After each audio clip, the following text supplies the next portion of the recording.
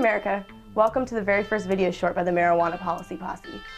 One of the questions we get asked all the time by supporters of marijuana reform is, why is marijuana illegal? It's a good question, and to answer it we did two things. First, we hit the streets to ask the public what they thought. Then we went to the experts to ask what they had to say. The answers we received were wide-ranging, informative, and interesting. So sit back, enjoy, and be sure to check us out at marijuanapolicyposse.com for more videos.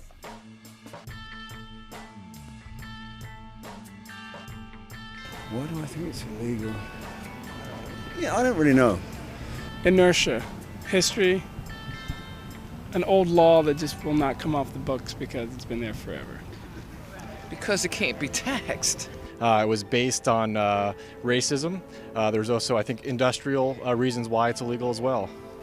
I think it is illegal. Actually, I don't know why. Because of the government, and they can't tax it. Because people have it's the potential to use it in a bad way. And they created a vast government bureaucracy to fight prohibition, and then prohibition went out. They needed something to do with this bureaucracy. It's illegal because it's a drug. Beats me. Because it's harmful. I guess just sort of a history. I just think they don't know how to control it, so if they can't control it, make it illegal.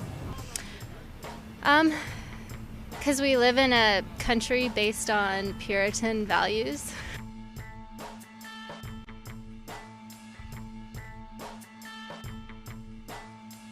The reasons that marijuana is illegal today are many and complicated. The government and politicians have failed to listen to many government commissions that over the past 100 years have said that marijuana should not be criminalized. The only powerful organized forces on the issue were those that were advocating for keeping it illegal.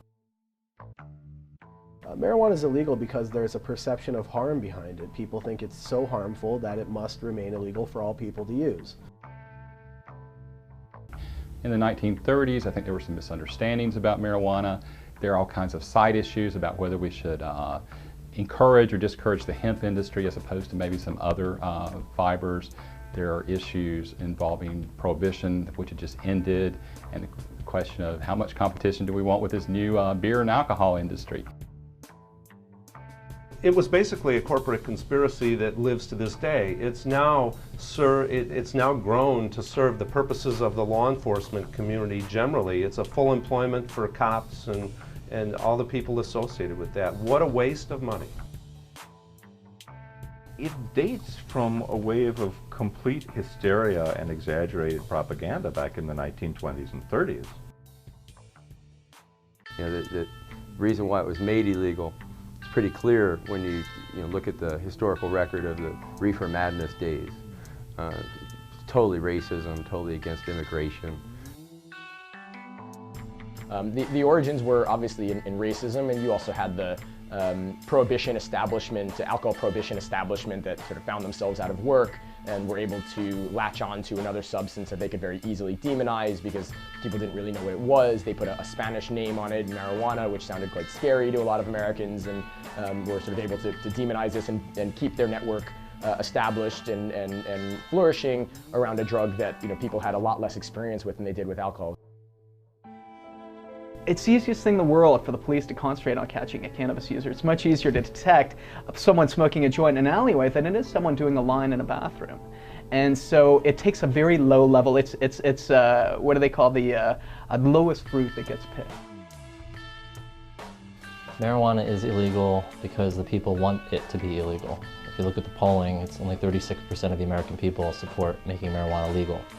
So it's what the people want, is to keep it illegal. Now, why is that? The main reason is, of course, because of the government and its disinformation campaign ever since the federal government made marijuana illegal in 1937. So when you have literally billions of dollars being spent over the course of 70 years to trash marijuana, the image of marijuana, the image of marijuana users by the federal government, and then you don't have a response to that by people who are willing to actually tell the truth, then you're going to have a populace that's very afraid and misinformed. And that's what we have now.